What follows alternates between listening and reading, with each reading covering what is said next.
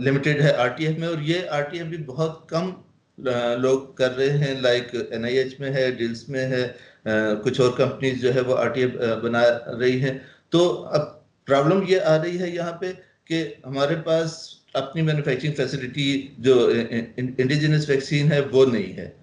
कोई भी हमारी जो बायोलॉजिकल फैसिलिटी है वो as of today WHO prequalified नहीं है, यानी मैन्युफैक्चरिंग फैसिलिटी कोई हमारे पास ऐसी नहीं है जिसको हम कह सकें कि डब्ल्यूएचओ प्री क्वालिफाइड है। इंडिजिनस हमारे पास जो है ना, इंडिजिनस जो स्ट्रेन्स हैं वो हमारे पास नहीं है इस वक्त, और सिर्फ एनआईएच के अलावा जो है ना नहीं है, और एनआईएच में भी इस वक्त आरटीएफ हम यूज कर रहे हैं। तो ये डिफरेंट वो एस्पेक्ट है। और जो सबसे बड़ा मसला इसमें आता है वो ये है कि हाई कॉस्ट है biological facility banana, specially for the vaccines. It's a high cost project जिसमें आप इनिशियल जो है वो लैंड में करते हैं, इसके बाद इंफ्रास्ट्रक्चर इसका, क्योंकि BSL-3 इसमें आपको मेंटेन करना पड़ता है एरिया में, वो BSL-3 के लिए आप करेंगे, इक्विपमेंट इसके कॉस्टली आते हैं। और उससे भी जो बड़ा आता है वो टेक्नोलॉजिकल ट्रांसफर आता है, वो इक्विपमेंट्स की शेप में भी है, वो मैन्युफैक्चरिंग स्टेज पे भी है। तो एज ऑफ टुडे यस, हम बहुत बड़ा गैप है। फॉर्चुनेटली प्राइम मिनिस्टर साहब ने जो है वो वैक्सीन टास्क फोर्स बनाई है, जिसका मैं भी एक जो है I am grateful to him, मैं भी एक कमेटी का उसमें मेंबर हूँ, और हम जो है कोशिश कर रहे हैं कि फार्मुलेट करें कोई वैक्सीन पॉलिसीज के जो कि इन्वेस्टमेंट फ्रेंडली भी हों, और जो है हम कोशिश कर रहे हैं कि बायोलॉजिकल फैसिलिटीज हम आप पाकिस्तान में अपनी बनाएं जो कि इंटरनेशनल स्टैंडर्ड्स की हों, डब्ल्यूएचओ प्री क्वालिफाइड हों, पिक्स स्टैंडर्ड्स को मीट करती हों, ताकि हम ना सिर्फ अपने लिए वैक्सीन, इंडिजिनस वैक्सीन बना सकें स्ट्रेंथ्स के साथ, बल्कि हम उसे एक्सपोर्ट भी कर सकें। ओके सर, जैसा कि हम सब जानते हैं गावी सपोर्ट जो है वो 2031 में खत्म हो रहा है। So what should be our line of action after Gavi support and in 2031? जो रिसेंट डेटा है मिस, वो ये कह रहा है कि टोटल हमारा जो एपीआई का प्रोग्राम है डेट इज अबाउट 170 मिलियन, जिसमें जो गावी की सपोर्ट है वो 80 to 90 मिलियन के करीब है। इट मीन्स मेजर जंक जो है वो ये सपोर्ट हमें वहाँ से मिल रही है। इसके अलावा यूनिसेफ की यूनिसेफ गावी सपोर्ट हमें मौजूद है, डब्ल्यूएचओ की सपोर्ट हमें, तो ये सारा हमारे जो मेजर पार्ट है वो ये कवर कर रहा है। 2031 के बाद जब गावी सपोर्ट हमारे पास नहीं होगी तो we have only two options left. या तो हम हाई कॉस्ट पे, क्योंकि इस वक्त ये सब्सिडाइज रेट पे हमें मिलता है, या फ्री में वैक्सीन हमें जो हमारा ईपीआई प्रोग्राम है उसमें मिलती हैं। 2031 के बाद या तो हमें ओरिजिनल कॉस्ट पे वो लेनी होंगी वैक्सीन हमारी अपने इम्यूनाइजेशन प्रोग्राम के लिए और अपने लोकल पब्लिक के लिए, या फिर ये है कि हम अपना जो है ना मैन्युफैक्चरिंग यूनिट डेवलप करें, और यहाँ पे हम इंडिजिनस वैक्सीन बनाएं जो कि इंटरनेशनली जिसके स्ट्रेंथ इंटरनेशनली एक्सेप्टेबल हो and which meets all the international standard including WHO pre qualification. Action plan हमें आज ही बनाना पड़ेगा। वजह यह है कि बायोलॉजिकल फैसिलिटी जो है ना it's a long term process, एक बहुत लंबा अरसा चाहिए फ्रॉम इंसेप्शन से लेके और फिनिश प्रोडक्ट तक। तो we are already, I think we are short of time कि हमें जो है ना आगे इन चीज़ों को बहुत वार फुटिंग्स पे लेके जाना है, अगर हमें मीट करना है अपनी इवन अपनी नेशनल रिक्वायरमेंट, अपनी इम्यूनाइजेशन के, अपने बच्चों के लिए, अपने लोगों के लिए। अगर हमें इम्यूनाइजेशन को जो है ना ये यकीनी बनाना है कि वो इम्यूनाइज्ड हो जाएं, तो देन हमें जो है वो फौरन इस पे काम करना पड़ेगा। ऑलरेडी वैक्सीन टास्क फोर्स इसी मकसद के लिए बनाई गई है, उसके जो है वो रेगुलरली जो है वो उसके सेशंस हो रहे हैं। होपफुली जल्द से जल्द वो वैक्सीन पॉलिसी आ जाएगी, एंड देन फिर हम आगे देखते हैं कि इसमें हम कैसे जो है इन चीज़ों को लेकर चल सकते हैं। और एक बहुत इम्पोर्टेंट इसमें ये है कि गवर्नमेंट फंडिंग जो है ना वो जो भी करेगा उसके लिए गवर्नमेंट फंडिंग बहुत ज़्यादा इम्पोर्टेंट है हमारे उसमें, क्योंकि कोई भी शख्स अकेला जो है, अगर हम किसी प्राइवेट ऑर्गेनाइजेशन की बात करते हैं तो क्योंकि कॉस्टली प्रोजेक्ट होता है, कमर्शियली वायबल नहीं होता, तो इसलिए जो है ना कहीं गवर्नमेंट को आके इन्वॉल्व होना होगा इसके अंदर, और पब्लिक प्राइवेट पार्टनरशिप जो है ना वो जब तक नहीं होगी उस वक्त तक कि अकेले सिर्फ गवर्नमेंट या अकेले सिर्फ जो प्राइवेट हमारे जो पार्टनर्स हैं वो नहीं कर सकते। तो हमें इसके जो है एक फाइनेंशियल मॉडल इसका बनाना पड़ेगा ताकि हम आगे चीज़ों को लेके चल सकें। ओके सर, जैसा कि आपने बताया कि ये इतना इम्पोर्टेंट है हमारे लिए, तो WHO बेसिकली इसमें क्या असिस्टेंस प्रोवाइड कर रहा है? WHO प्री क्वालिफिकेशन में क्या आपको कोई असिस्टेंस दे रहा है through LPA, local production assistance, and how we can be benefit from this? Important question है miss Iqra.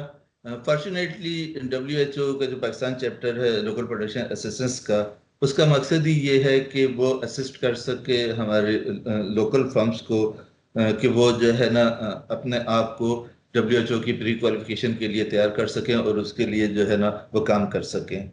Dils is one of them. जो already we are in contact with the local chapter of WHO, और we have started our process in that. एक चीज मैं आपको बता दूं कि ये WHO के जो इस वक्त सपोर्ट है वो गवर्नमेंट लेवल पे है। For example Pakistan and WHO जो है ना, या सिंध गवर्नमेंट और WHO जो है ये मिलके जो है, या पंजाब गवर्नमेंट या वो, तो ये गवर्नमेंट लेवल पे है। और ये एक्सटेंड हम रिक्वेस्ट करेंगे उनसे भी और अपने वैक्सीन पॉलिसीज में गवर्नमेंट से कि जी इसको एक्सटेंड किया जाए प्राइवेट फर्म्स की तरफ भी। तो लेकिन इस इम्पोर्टेंट इसमें ये है कि WHO की सपोर्ट सिर्फ हमें जो है वो एरिया डेवलपमेंट या लेआउट पे नहीं चाहिए, बल्कि टेक्नोलॉजी ट्रांसफर भी चाहिए।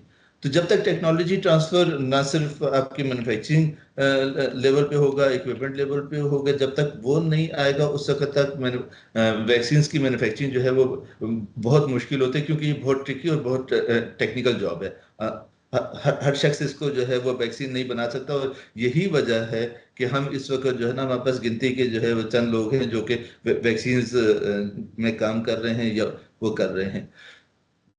हमें इसके साथ साथ जब हम बेसिक मैन्युफैक्चरिंग यूनिट्स की बात करते हैं, इंडिजिनस वैक्सीन्स की बात करते हैं, तो फाइनेंशियल असिस्टेंस एक इतना इम्पोर्टेंट सब्जेक्ट है इसके अंदर कि जब तक फाइनेंशियल असिस्टेंस नहीं आएगी अकेले कोई भी शख्स इसको नहीं कर सकता।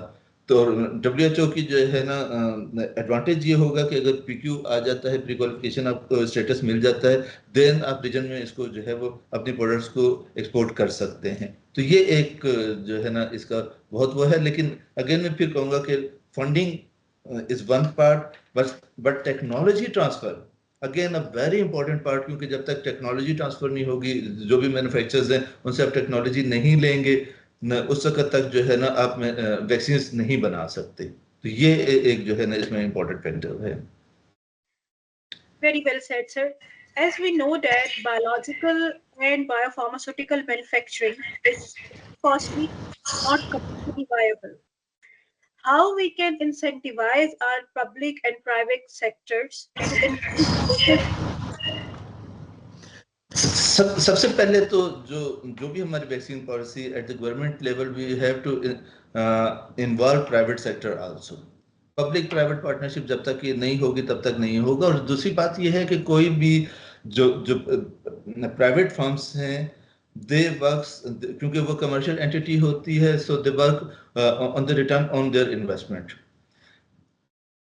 बायोफार्मास्यूटिकल या बायोलॉजिकल जो फैसिलिटीज़ हैं, नॉर्मली क्योंकि ये एक लॉन्ग प्रोसेस होता है, जिसमें जो है 5 से 8 साल आपको लग जाते हैं फ्रॉम इंसेप्शन से लेके टिल द फाइनल प्रोजेक्ट, क्योंकि उसके अंदर आपको जो है वो लेआउट बनाने हैं, आपको एरिया आपको डेवलप करना है, उसके बाद आपको जो है आपको इक्विपमेंट करनी है, उसके अलावा आपको जो है ना ट्रायल उसके जो है ना इंडिजिनस है वो उसका मीडियम डेवलप करना है, देन आपका जो है ना उससे बल्क आपको जो है रेडी टू फिल बनाना है, उसके बाद आपको जो है वो टॉक्सिकोलॉजिकल स्टडीज करनी है, आपको जो है क्लिनिकल ट्रायल्स उसके लेवल 1 2 3 4 के क्लिनिकल ट्रायल्स करने हैं। देन ये सब हो जाता है और सब ओके होता है तो देन स्टेबिलिटी पे आप डालते हैं, देन आप इस काबिल होते हैं कि आप ड्रैप के अंदर इसके रजिस्ट्रेशन के लिए अप्लाई कर सकते हैं विद ऑल द डॉक्यूमेंट्स, और वो फिर अगेन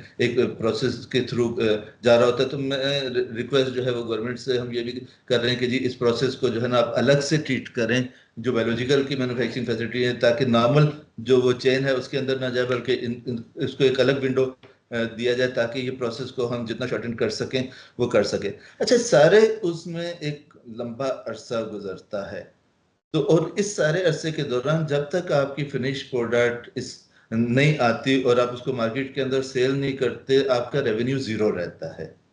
जब आपका रेवेन्यू जीरो रहता है तो इस अरसे के लिए अनटिल अनलेस आपके पास कोई गारंटी नहीं होती कि आप इतनी इन्वेस्टमेंट करने के बाद कल को आपको ऑर्डर्स मिलेंगे, क्योंकि जो इम्यूनाइजेशन प्रोग्राम है वो तो गवर्नमेंट रन करती है, और गवर्नमेंट से जो है ना जब तक गवर्नमेंट इसमें इन्वॉल्व नहीं होगी और जो है बाई बैक गारंटी नहीं होगी कि जो कुछ बन रहा है या जिस क्वांटिटी में एग्री क्वांटिटीज में बन रहा है वो उस वक्त तक वो जो है वो उसे गवर्नमेंट खरीद लेगी, तो इन्वेस्टमेंट जो है वो मुश्किल हो जाती है। तो हमें पॉलिसीज डेवलप करनी है कि बाई बैक की पॉलिसी होनी चाहिए, इन्वेस्टमेंट जो भी है वो इंश्योर हो कि जो भी इन्वेस्टमेंट हो रही है वो रिटर्न भी होगी, और उस पर जो है जो प्राइवेट फर्म्स हैं वो प्रॉफिट यकीनन चाहे वो गवर्नमेंट का हो या पब्लिक ओन्ड ऑर्गेनाइजेशन हो, profit at the end of the day matter कर रहा होता है। बेशक आप जो है एक बहुत छोटा सा ले, अगर प्रॉफिट पे ना काम कर रहे हैं और गवर्नमेंट ऑर्गेनाइजेशन ब्रेक इवन पे काम करें देन भी आपका जो है, अदरवाइज ये लायबिलिटीज होती हैं और कोई भी प्राइवेट ऑर्गेनाइजेशन लायबिलिटी नहीं लेती है। तो वी हैव टू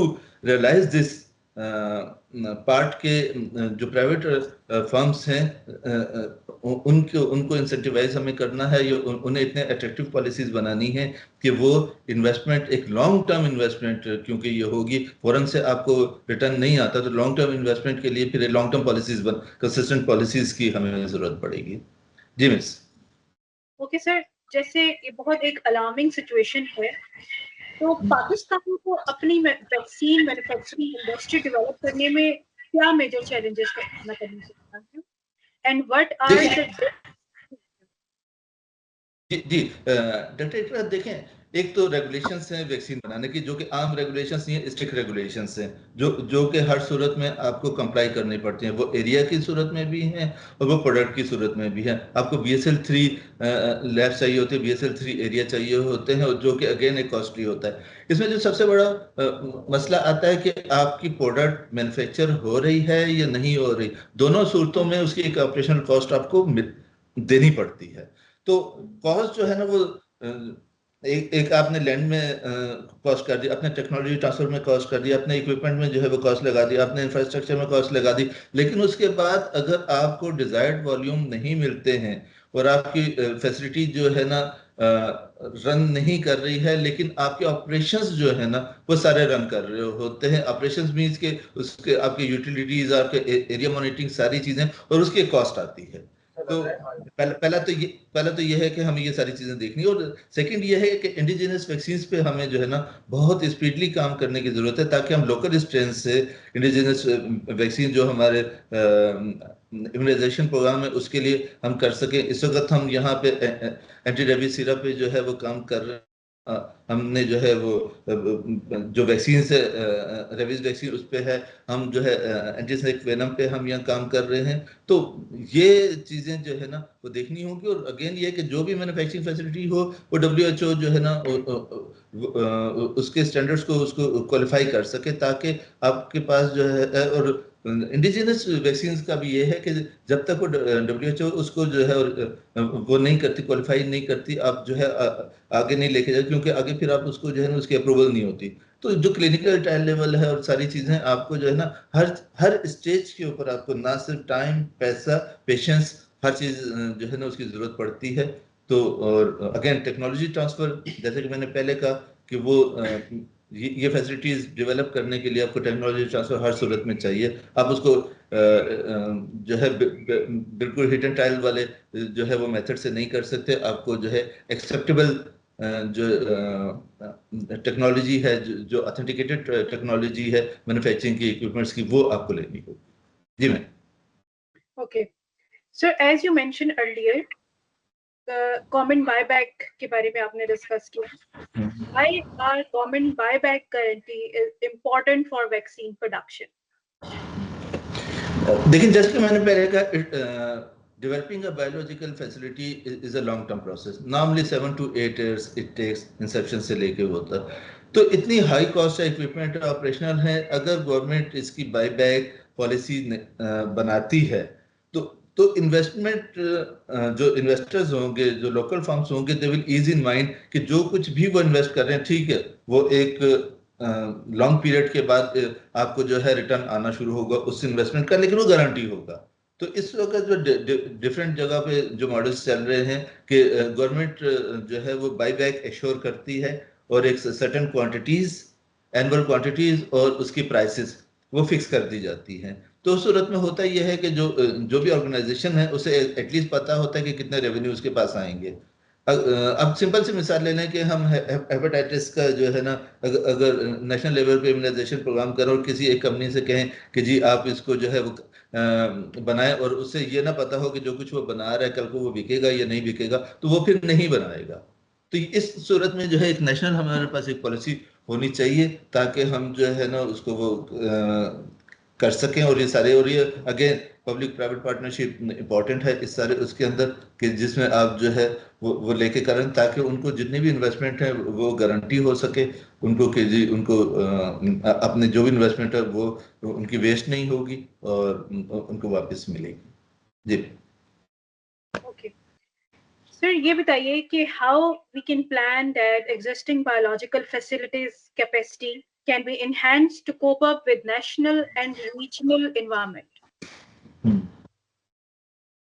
देखें इस वक्त जितने भी यहाँ पे, क्योंकि जैसे कि मैंने पहले कहा कि रेडी टू फिल हम जो है वो यूज़ कर रहे हैं, और बेसिक मैन्युफैक्चरिंग जो है इस वक्त कमर्शियल लेवल पे नहीं हो रही, लैब स्केल पे, लेकिन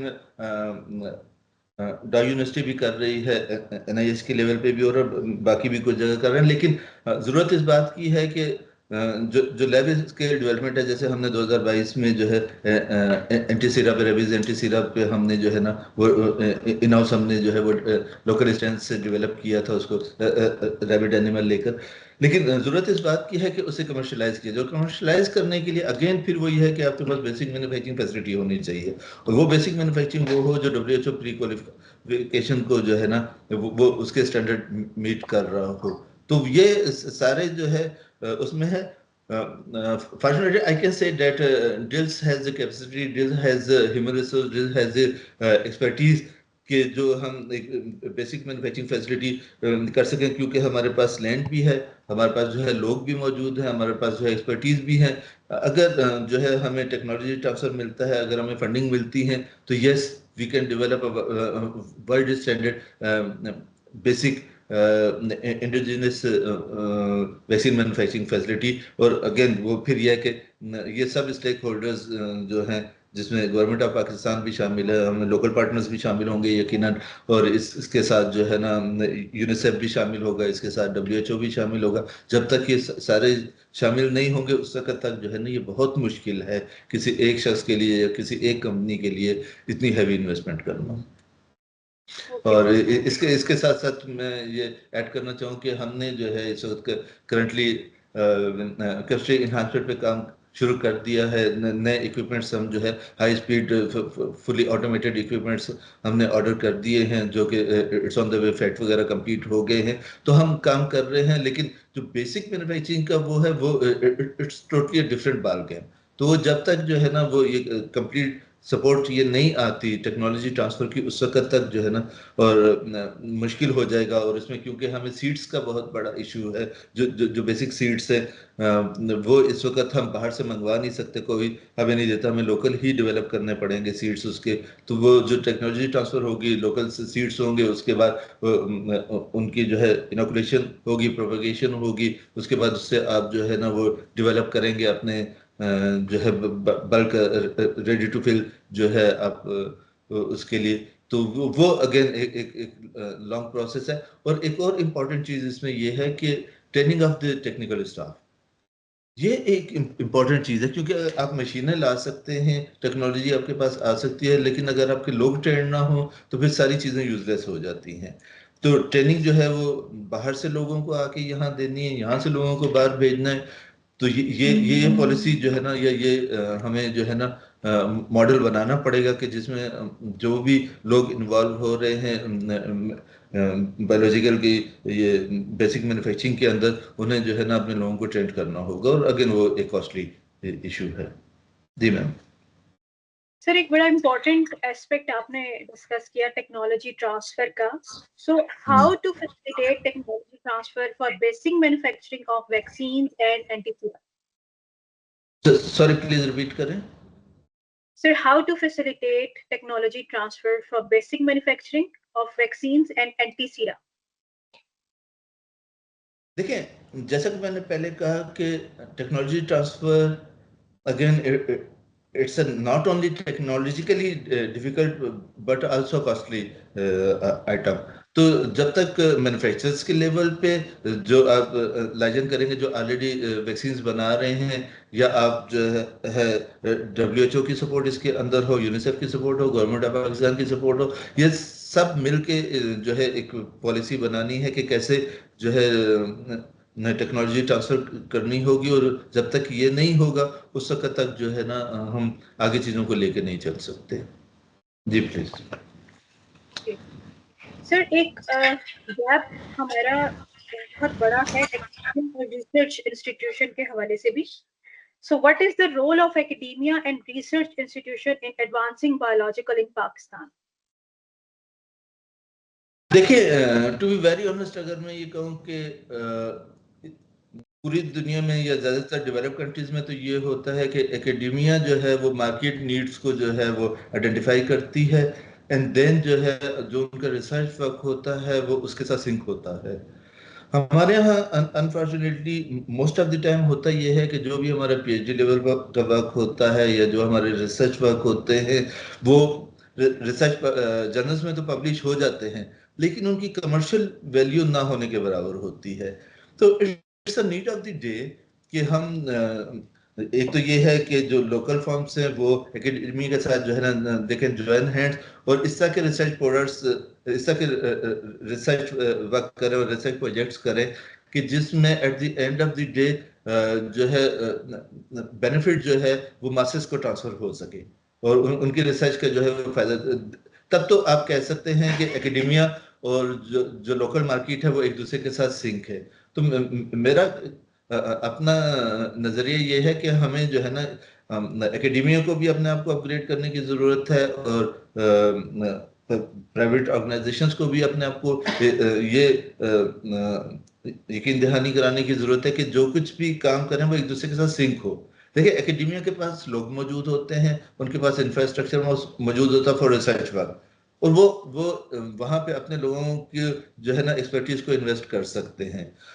ऑन द अदर हैंड जो हमारे लोकल फर्म्स हैं, they can fund in that, और वो फंड यकीनन उससे बहुत कम होगा जो at the end of the day अगर वो पॉजिटिव रिजल्ट आते हैं तो उसके बेनिफिट ले सके।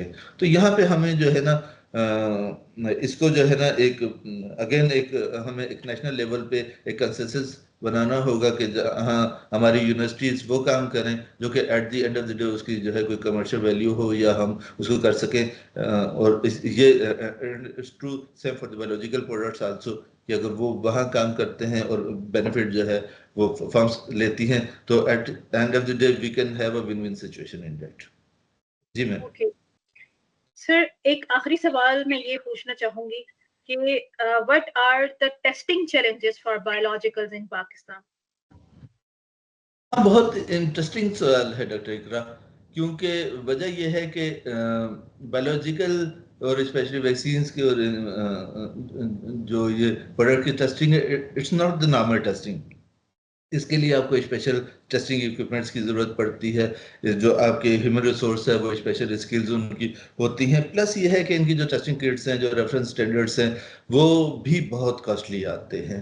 तो एक तो ये है कि आफ्टर 2031 हमारे पास वो वाली फैसिलिटी नहीं होगी कि हम डिस्काउंटेड प्राइसेस पर या फ्री में हमारे पास वैक्सीन्स हैं, या तो हम महंगी वैक्सीन्स लें या हम लोकल डेवलप करें।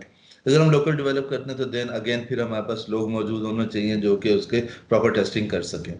तो इस वक्त एज ऑफ टुडे हमें इस पे काम करने की ज़रूरत है कि हम इसको मासेस में करें। नेशनल लेवल पे तो हमारे पास बायोलॉजिकल कि जो है वो एक्सपर्टीज जो है वो इंस्टीट्यूट्स मौजूद हैं हमारे पास, लेकिन उसको प्रोविंशियल लेवल पे और इस तरह के हमारे मासेस को इस वक्त जो है वो कैटर कर सकें, उसकी नीड को कैटर कर सकें, वो हमें करना है। तो ये हमें इस वक्त जो है ना इसके अंदर जो है वो फंडिंग भी करनी है, इसके अंदर जो है कोलैबोरेशन, टेक्निकल कोलैबोरेशन भी करनी है। तो वो क्योंकि हम जैसे मैंने पहले भी बताया कि जी सप्लाई चेन में हमारे पास जो सीड्स है, जो जो जो एज रॉ मटेरियल यूज हो रहा है वैक्सीन मैन्युफैक्चरिंग के अंदर, वो हम बाहर से नहीं मंगवा सकते, वो हमें at the end of local develop करना होगा। तो ये सारी चीजें हम रेफरेंस स्टैंडर्ड्स बास चीज़ों के हमारे पास नहीं होते। और इस वक्त फॉर्चुनेटली क्योंकि डब्ल्यूएचओ आपको ये अलाउ करता है कि आप रेफरेंस प्रोडक्ट को, अगर रेफरेंस स्टैंडर्ड अवेलेबल नहीं है तो रेफरेंस प्रोडक्ट को आप एज अ रेफरेंस जो है ना वो मार्केट आपके कॉम्पिटिटर को जो है ना उसकी ले सकते हो। तो यस ये चीज़ें तो हैं, लेकिन अगेन मैं फिर कहूँगा कि हमें इसकी टेस्टिंग की जो है वो चैलेंजेस हैं, क्योंकि कॉस्टली टेस्टिंग है। और अगर एक किट ने आपके एनालिस्ट ने सही नहीं की तो टोटल जो है वो कॉस्ट जो है वो जीरो हो जाती है, एंड देन नए सिरे से आपको एक कॉस्ट पे करनी पड़ती है। तो इसमें हम आसान। Okay, thank you so much, sir, for your valuable insight and vision. We are now open the floor for question answers. Feel free to ask anything related to today's topic.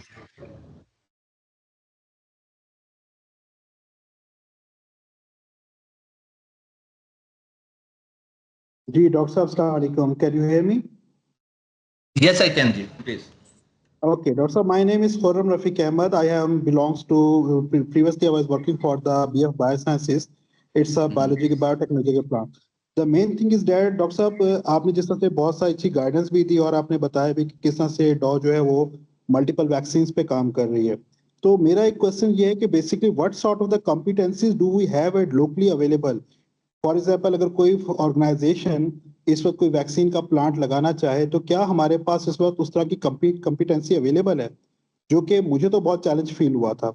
दूसरा जो एक सवाल है डॉक्टर, वो ये है कि for example if we are going to invest a multiple investment done on the such type of the plant, तो जो लोकली आप वैक्सीन प्रोड्यूस करते हैं, क्योंकि आपको पता है पाकिस्तान में यूटिलिटीज की कॉस्ट, एपीआई की कॉस्ट बहुत ज्यादा, तो लोकली जो आप वैक्सीन प्रोड्यूस करेंगे it will be more costly as compared to the imported one. तो इस चीज को कैसे कैटर कर सकते हैं और क्या ऐसे इकदाम ले सकते हैं कि हम इसको जल्द से जल्द लेकर आ जाए? थैंक यू वेरी मच जी।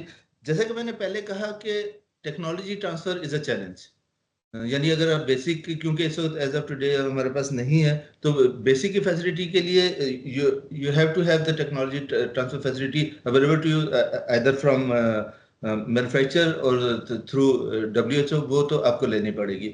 और अगेन ये एक लॉन्ग टर्म प्रोसेस है जिसमें एक हैवी इन्वेस्टमेंट आपकी आ रही होती है। लेकिन ऑन द अदर डे आप ये देखें कि फॉर एग्जांपल जैसे भी रिसेंटली वार सिचुएशन थी, आपके नेबरिंग कंट्री अगर आपको कहती है कि जी मैं आपको वैक्सीन नहीं देती, जो कि इस वक्त मेरा ख्याल है मोर देन 70% जो हमारे गावी के थ्रू भी आ रही है वो वहीं से आ रही है।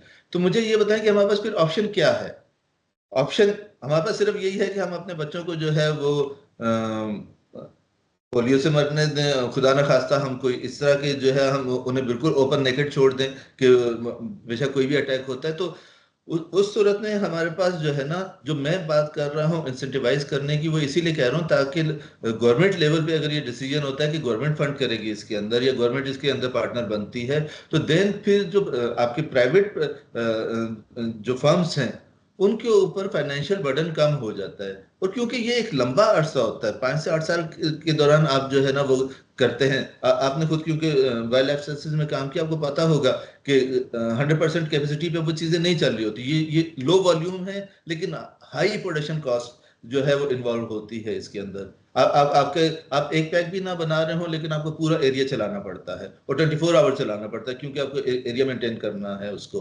तो ये चैलेंजेस बिल्कुल हैं। लेकिन on the other hand what's the way out? आप क्या करें? अब अपने आप को रहमो करम पे छोड़ दें कि कोई आपको वैक्सीन देगा तो फिर आप अपने बच्चों को लगाएंगे, या आप जो है ना आज से प्लान बनाना शुरू कर दें कि यार ठीक है हमें शुरू में कॉस्टली पड़ेगी। और ये हमेशा इकोनॉमी ऑफ स्केल के रूल पे चलती हैं चीजें।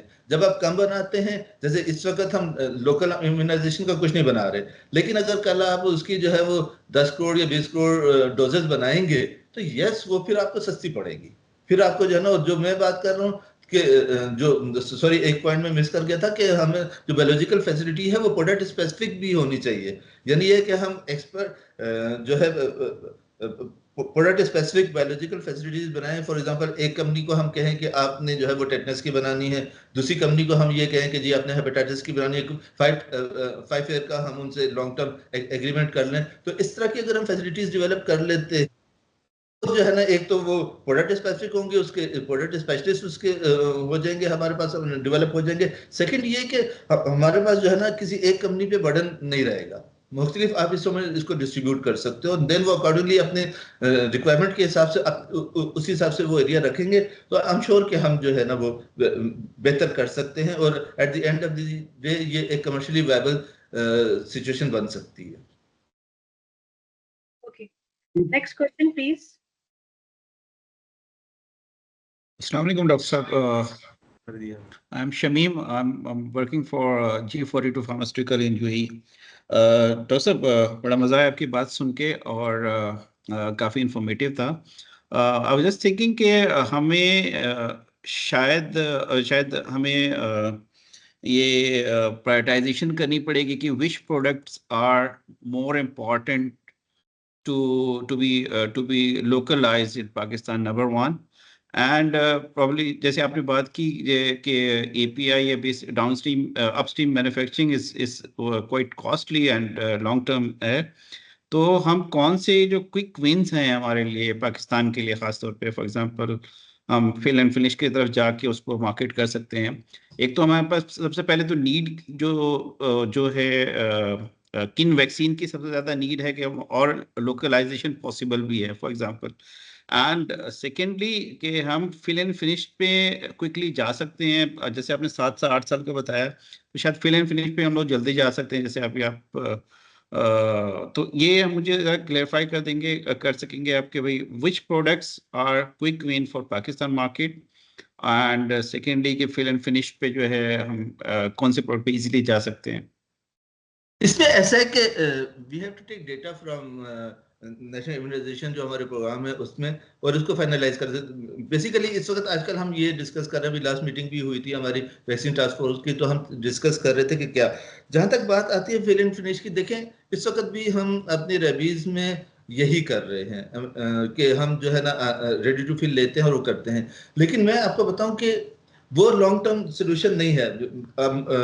मैं आपको मोस्ट रिसेंट बता दूं कि जैसे ही ये वार हुई है हमारी अपनी नेबर कंट्रीज के साथ, तो प्राइसेस एकदम शूट की है, रॉ मटेरियल की प्राइसेस एकदम शूट हुई हैं, जो कि आने वाले दिनों में जो इम्पैक्ट करेगा हमारे प्रोग्राम्स पे। तो ये अगेन एक हैंडीकैप रहेगा, हमारी जो है वो डिपेंडेंसी हमेशा रहेगी कि अगर उन्होंने हमें नहीं दिया तो फिर हम क्या करेंगे, या उन्होंने जिस कॉस्ट पे दिया हमें लेना पड़ेगा। अगर हम अपने नेशनल इम्यूनाइजेशन प्रोग्राम को लिंक कर देते हैं फिल एंड फिनिश के साथ, तो हम कभी भी अपनी लोकल फैसिलिटीज या लोकल कॉम्पिटेंसी या लोकल हम बायोलॉजिकल फैसिलिटी हम डेवलप नहीं कर सकते। At the end of the day किसी ना किसी दिन ये डिसीजन लेना होगा हमें कि हम सारी उम्र जो है वो डिपेंडेंट रहेंगे या हमें अपना जो है ना सेल्फ रिलायंस पे जाना है। और मेरा ख्याल है कि ब्लेसिंग इन डिस्गाइज हम इसको लेते हैं कि गावी 2031 में अगर ख़त्म हो रहा है तो यस आज से हम शुरू कर देते हैं, ठीक है 2031 में नहीं होगा, जो है बहुत सी कंपनीज उसको नहीं कर सकेंगी, लेकिन उसके अगले साल हम जो है ना इस काबिल होंगे कि हमारे जिन प्रोडक्ट्स की जो हाई डिमांड हमारी जो है इम्यूनाइजेशन की प्रोडक्ट्स है हम उनको जो है लोकली डेवलप कर सकें। तो किसी ना किसी स्टेज पे तो से हमें ये डिसीजन लेना है। एंड आई थिंक मेरी अपनी अजीज राय में तो इट्स द हाई टाइम, बल्कि मेरे हिसाब से थोड़ा सा लेट भी हो गए, लेकिन ये कि this is the high time कि हम इसको जो है ना अब ये डिसीजन ले लें कि हमें क्या करना है। हम कब तक जो है ना अपने नेबर कंट्रीज के वो जब चाहते हैं बंद कर देते हैं, जब चाहते हैं प्राइस इंक्रीज कर देते हैं, और हम कुछ भी नहीं कर सकते। और अगर लोकल स्टैंड होगा तो एटलीस्ट एक चीज तो हमारे कंट्रोल में होगी कि हम लोकली प्रोड्यूस कर सकते हैं उसको।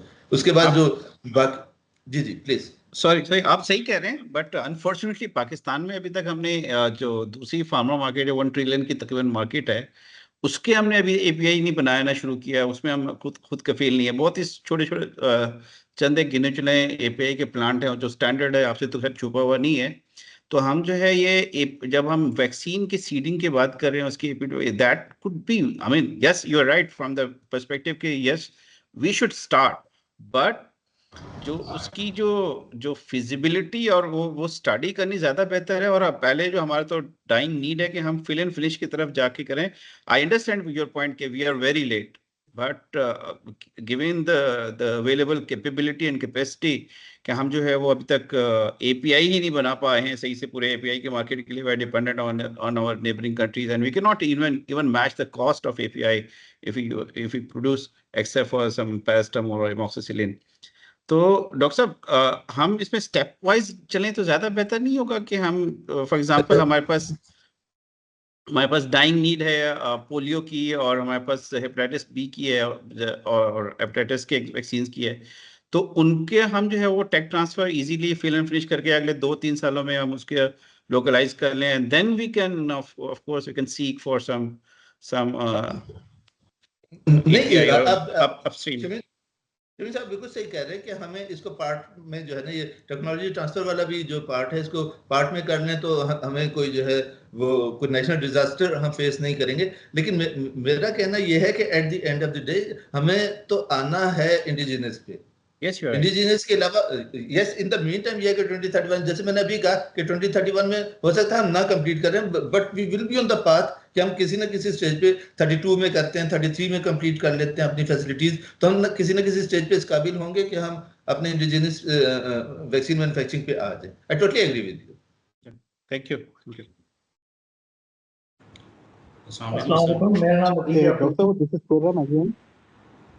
तो मेरा क्वेश्चन ये है डॉक्टर साहब, अगर एक फैसिलिटी हम पाकिस्तान में या इस्लामाबाद में इस्टेब्लिश करना चाहते हैं, इसको 7 to 8 years लगते हैं, तो इसकी एस्टिमेटेड कॉस्ट वैसे पाकिस्तान में कोई फिजिबिलिटी अवेलेबल है कि कहाँ तक जाएगी?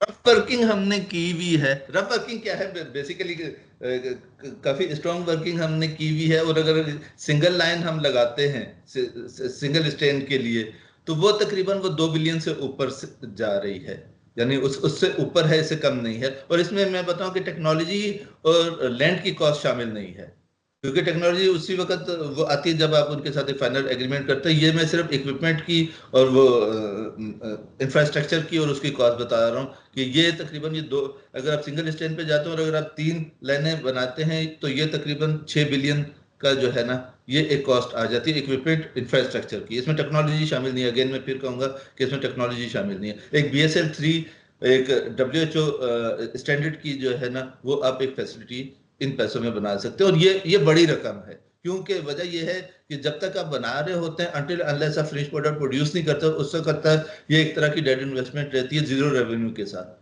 तो आपको रेवेन्यू मिलेगा ही उस वक्त जब आप प्रोडक्ट बनाना शुरू कर देंगे। इसीलिए जो मैं बात कर रहा हूँ वो बाईबैक पॉलिसी की बात कर रहा हूँ कि हाँ गवर्नमेंट के साथ मिलकर जो है ना वो बाईबैक पॉलिसी बनेगी, तो अगर कोई इन्वेस्ट कर भी रहा है, लॉन्ग टर्म इन्वेस्टमेंट है, तो उसे एग्जैक्टली ये पता होगा कि यार जो कुछ मैं इन्वेस्ट कर रहा हूँ at the end of the day मैं उससे जो है ना सिर्फ वो रिटर्न होगा बल्कि उससे मैं कुछ अर्न भी करूंगा। Okay, due to the limited time, I would request to all the participants, please ask one question per person. जी, एक सवाल है मेरा, इसमें से मेनली जो ड्रेप का जिक्र है ना, आपने इस पूरे उसके अंदर उसका जिक्र नहीं किया कि ड्रेप की क्या इन्वॉल्वमेंट होगी, क्योंकि ड्रेप का जो बायोलॉजिकल सेक्शन है जो वैक्सीन्स को देखता है उसका भी प्रॉपर रोल है ताकि वो आपके लिए ट्रेन पीपल भी तैयार कर सके। जिस तरह WHO के प्रोग्राम के साथ वो लिंक करता है फार्मा को, वो ट्रेनिंग करवाता है, तो वैक्सीन्स पे भी इस तरह ट्रेनिंग करवाए, टेक्निकल लोग उसमें आ जाएंगे। दूसरा जो पब्लिक से प्राइवेट सेटअप है उसको भी वो एंगेज कर देंगे, उनको भी वो ट्रस्ट दे देंगे मार्केट के हवाले से। तो इस तरह कोई स्टेप बनेगा मेरे ख्याल से, तो ड्रेप की इन्वॉल्वमेंट मेरे ख्याल से जरूरी है। नहीं सर, बिल्कुल वो मैंने जिक्र किया था, थोड़ा सा मेरा ख्याल है स्किप हुआ है, लेकिन मैंने जिक्र उसमें बिल्कुल किया, ड्रेप के हवाले से भी किया, जो हमारे बायोलॉजिकल का वो है उसका भी जिक्र किया, और जो वैक्सीन टास्क फोर्स हमारी बनी है उसमें ये सारे लोग शामिल हैं, ये पॉलिसी बनाने में ये सारे लोग शामिल हैं। अगेन जो मैंने बीच में ट्रेनिंग की बात की है उसमें भी जो है ना जब तक ये लोग इन्वॉल्व नहीं होंगे, जो लोकल ट्रेनिंग थी वो जाहिर सी बात है गवर्नमेंट लेवल पे ही ट्रेनिंग उसकी होती है, तो ऑलरेडी वो लोग इन्वॉल्व हैं, उसके बगैर हो नहीं सकता, उसके बाद पॉसिबल नहीं है कि हम कोई भी चीज लेके चल सकें। असल में सर कोई स्टेप नजर नहीं आ रहा ना, क्योंकि 5-6 साल जिस तरह आप कहते हैं 2031 तक वो हमारा गावी का जो प्रोजेक्ट है वो खत्म हो जाएगा ना, लेकिन जी अभी तक कोई स्टेप ही नहीं नजर ही आ रहा ना, क्योंकि टाइम हमारे पास बहुत थोड़ा है। इसके बाद प्लांट बनने हैं, फिर वक्त लगेगा प्रोजेक्ट बनने में, तो फिर कैसे होगा 2032 तक हम कैसे सप्लाई शुरू करेंगे? देखिए अभी लास्ट मंथ में यहाँ WHO और हमारे ड्राइव और यूनिसेफ का जो है ना एक जॉइंट वो सेशन हुआ था कराची में, और यही सारी चीजें डिस्कस हुई थी। और जो मैंने शुरू में कहा कि we have to work it on war footing basis, कि हम ऑलरेडी लेट हो गए हैं। लेकिन मैं फिर कहूंगा कि हमारे पास एज ऑफ टुडे कोई 5.5 साल का अरसा बाकी। अगर 31 की हम बात करते हैं, वी आर सिटिंग एट जुलाई में हम खड़े हुए हैं, तो 5.5 साल हमारे पास है।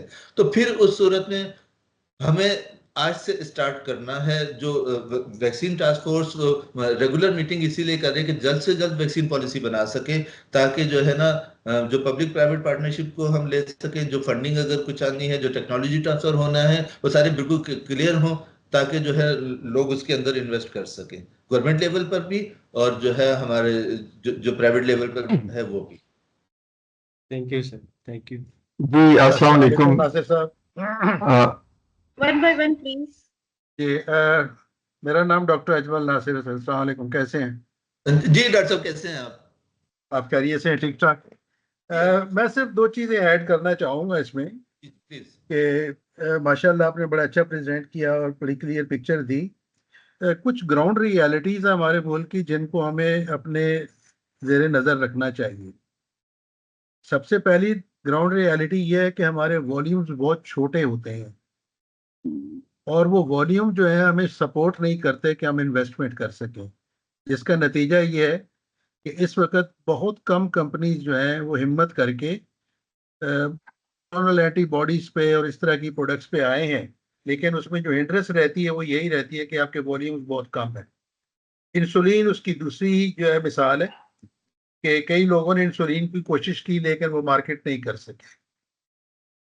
तो हमें अगर टेक्नोलॉजी ट्रांसफर में जो बड़ी हिंड्रेंस है वो ये है, क्योंकि हम जब उनसे बात करते हैं, अपने मुल्क के वॉल्यूम्स की बात करते हैं, तो वो बहुत छोटे होते हैं, उस पर वो एग्री नहीं करते। मुल्क से बाहर हम जा नहीं सकते क्योंकि हम क्वालिफाई नहीं करते, और क्वालिफाई करने के लिए एक बहुत सीरियस अप्रोच चाहिए, वो थोड़ी सी मिसिंग हमारे यहाँ। तीसरी चीज जो है वो मैं ये कहना चाहूंगा कि yes, you have taken a very right step, and you have indicated at a very right time that this is the high time to react on it. The fact is there that Gavi is going to withdraw and we will be left nowhere. For to meet that challenge, I think what we have to do at the national level, like you have the penetration to those areas where you people are sitting and deciding that what we have to do in the future. सबसे पहले हमारा step ये होना चाहिए कि हम जो seed से बेसिक मैन्युफैक्चरिंग है उसको टारगेट करें, क्योंकि जितनी मेरी नॉलेज है, जो कुछ मैंने दुनिया में देखा है, इस मैन्युफैक्चरिंग के लिए, जिसको बेसिक मैन्युफैक्चरिंग कहते हैं, कोई बहुत बड़ा सेटअप नहीं चाहिए होता है। You need certain reactors and do these things, and even small rooms you can do it. And I have seen the companies who are exporting to the globally, they are doing at a very small scale. ठीक है sir, तो वो हम करेंगे। उसके लिए हमें कम से कम 2 या 3 लोग जो है वो ऐसे चाहिए जो कर सके, क्योंकि उसमें फिर होता ही है कि क्लासिफिकेशन है वैक्सीन की, लाइव है, एनिट्रेटेड है, दूसरी है डेड है, उसके हिसाब से आपको स्पेस मिल जाती है कि जरूरी नहीं कि हर वैक्सीन के लिए आप अलग डेडिकेटेड प्लांट लगाएं। वो एक प्लांट जो है वो कई टाइप के वो प्रोड्यूस कर सकता है डिपेंडिंग ऑन द क्लासिफिकेशन। तो ये पहला स्टेप लेना होगा। फिल फिनिश फॉर्म जो हमारी सेकेंडरी का है, दैट कैन बी मैनेज्ड। मैंने 12 साल मैनेज किया है, दैट कैन बी मैनेज्ड। उसको आप अगर you meet the requirements globally, जो भी आपकी को मीट करें, तो you don't have any interest. तो इसमें थोड़ा सा जो है प्रायोरिटाइज ये करना होगा कि जब आपकी पेनिट्रेशन है, वहां तक अप्रोच है, तो try to ask them to first we have to start immediately the basic manufacturing, small 2 or 3 units of basic manufacturing in Pakistan. और ये जो क्वेश्चन था कि कितनी इन्वेस्टमेंट चाहिए, investment depends on the volumes where you are going to be, how much big plant you are going to put up, और उसको आप आगे फोरसी कैसे करते हैं, उसमें ऐसा होना चाहिए कि एक्सपेंशन की आपके पास स्पेस हो, सब चीजें हो, आप उसको आगे ले जा सकें. So I'm not taking you more time. Thank you very much, and it was pleasure seeing you after a long time. Thank you very much. Thank you, Dr. Saab. Thank you very much. Thank you. अस्सलाम वालेकुम जी. मेरा नाम doctor Uzair है. मैं Toronto से बोल रहा हूँ. मैं पिछले 30 साल से वैक्सीन के एक्सक्यूज मी तमाम चीज़ों में शामिल रहा हूँ. जो पहला वैक्सीन पेपर से लेके आज तक I am still current with the vaccine manufacturing. Ajmal Nasir मुझे जानते हैं. I remain as a expert biological with the ministry as well. आपका जो डाउ का था, मैं वो प्रोजेक्ट देख रहा था जो आप R&D कर रहे थे. I was also one of the member to look after that. जब आप बेसिक मैन्युफैक्चरिंग की बात कर रहे थे, मेरे ख्याल में वैक्सीन का जो प्रोजेक्ट है ये बहुत ही ज़्यादा कॉम्प्लिकेटेड है. Because I have seen most of the vaccine manufacturer in the world, including many of them in India, in Europe, in China. So I'm quite trying to most of these activities. So why it is so complex? The reason it is very strategic. So it is a holistic concept. You cannot start with a small piece. Zaid sahab, I'm sorry, लेकिन आपकी आवाज बहुत break होके आ रही है. Understand कि आप कहना क्या चाह रहे हैं. Sorry. Am I better now? Can you hear me now? नहीं, I can't hear. Oh, I am very sorry. I am from Canada. Can you hear me now? I'm sorry. Can you hear me now? Please. Okay. So I was sharing with you for the last like 25 or 30 years on all the forum. I remain engaged and was part of any initiative in Pakistan. So it's a very historical. You will be really astonished to know that way back in 1972, we have all the, some of the clones, they were offered from the Canada, the Connaught Lab, to National Institute of Health. So we could not maintain even those clones to develop the measles vaccine. I'm talking about back in 1972, right? So since then, it lacked. I'm privy to ups and downs and restructuring of National Institute of Health Biological Production Division. But right now, still there is an activity going on in Islamabad. I think it has been realized that we need to invest in this strategic initiative to make it. We cannot claim self-reliant at all. Even if we be able to manufacture or do filling of some of the vaccine like you or Emson and few are doing, that is maybe a step. But to consider the need of the Gavi substitution, which means as a financer, and bring like the combo vaccine, for example, which is one of the major components. Then we have the IPV, because that is going to replace the polio vaccine, and then many more. It's a big challenge, to be honest with you. And our industry is not geared up because the pharma manufacturing is easy, and as a investor, you have a money either to invest in vaccine or to pharma. So that is a very quick bug in pharma. So vaccine is always comparing and contrasting. Coming to the financial aspect, like Bangladesh, in SEPTA is a very good example. How in a small country, and technological, they were not that advanced. So they did it. Like Iran, there are 3 vaccine manufacturing facilities in Iran. So marketing, strategic intent, and putting the investment in the right direction are the biggest challenge. And a group of people sit together to develop a overall vaccine business case vis-a-vis with the manufacturing. So I'm very sorry my voice quality is not so good because I'm so far off. But that's, it's so early in the morning and I woke up just to join this session. So I think we should continue articulating our thoughts and create a clear-cut business case which should cover the strategic issues, which should address the who's going to bring what to the table, public sector, academia, the industry. So if you go and check the recent paper which was created by General Amir, at that time he was the executive head of National Institute of Health, and Professor Bhutta in 2015, who was created with, at that time he was the chairman of Vaccine Task Force. So I think these are some very good documents to adopt. They cover almost everything, and that's the way forward. So I could see the patchy efforts here and there. Many a time they were coming. And congratulations to Dow Institute. I visited you 2 years ago. You did a very right step as an academia.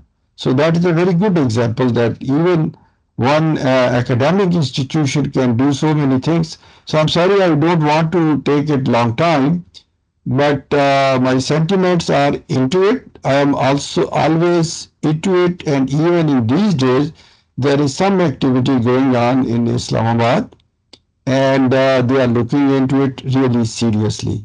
So thank you very much for your time, and thank you very much. You gave a very good presentation. It's really very impressive by all angles. That's all from my side. Due to limited time, we will now have to conclude the question answer session. Thank you everyone and every participant who are joining us today.